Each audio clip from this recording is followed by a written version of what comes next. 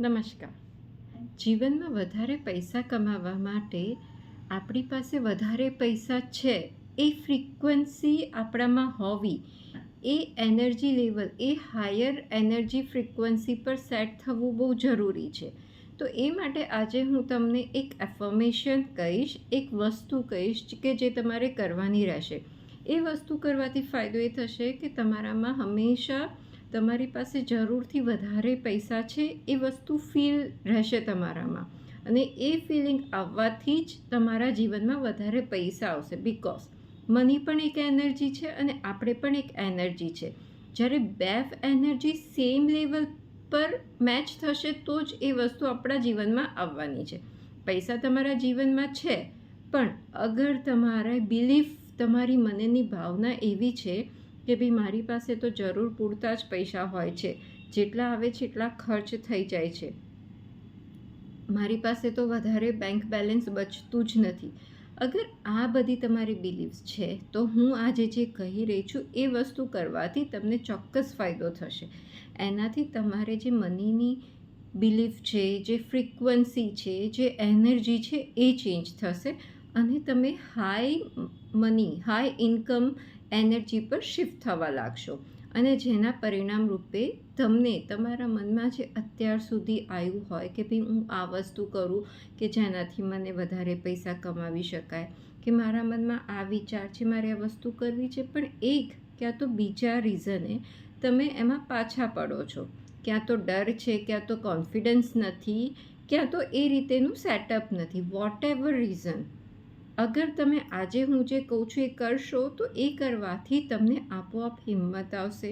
તમારા સર્કમસ્ટન્સીસ એ રીતેના થશે કે તમને એ વસ્તુ મેળવવી બહુ ઇઝી થઈ જશે. તમારી પાસે એ વસ્તુઓ સામેથી ચાલીને આવશે and you will go with the flow. તો તમારે કરવાનું શું છે? આજકાલ તો ડિજિટલ જમાનો છે, તો મોસ્ટલી બધા ઓનલાઈન પેમેન્ટ કરતા હોય છે. હાર્ડલી કોઈની પાસે કેશ હોતી હોય છે, રાઈટ?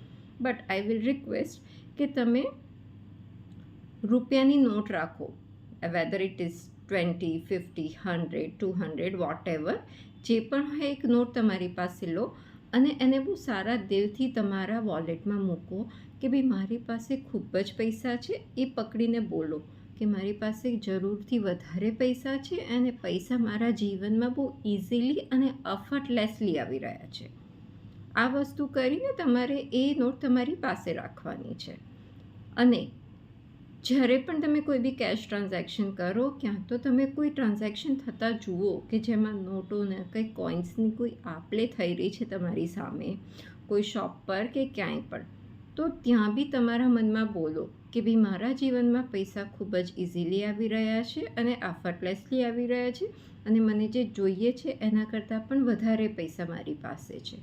તો આ વસ્તુ તમારે કરવાની છે. આનાથી તમને એક મનમાં બિલીફ સેટ થશે કે મારી પાસે પૈસા વધારે છે અને મારી પાસે જીવનમાં પૈસા ઇઝીલી અને એફર્ટલેસલી આવી રહ્યા છે.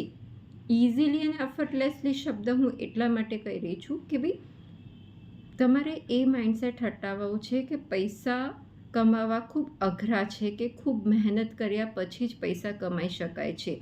એ બિલીફ ખોટી છે. એનું કારણ કહું, અગર જો એવું જ હોત કે પૈસા મહેનતથી જ આવે તો વિથ ડ્યુ રિસ્પેક્ટ, આપણી આજુબાજુ જે બધા કામ કરતા હોય છે, જે મજદૂર વર્ગ હોય છે કે જે મેડ વર્ક હોય છે, એ લોકો પણ પૂરેપૂરી તનતોડ મહેનત કરે છે, પણ એ લોકો ક્યારેય લેવલ પર નથી આવી શકતા. બિકોઝ એના માટે એક માઇન્ડસેટ જરૂરી છે.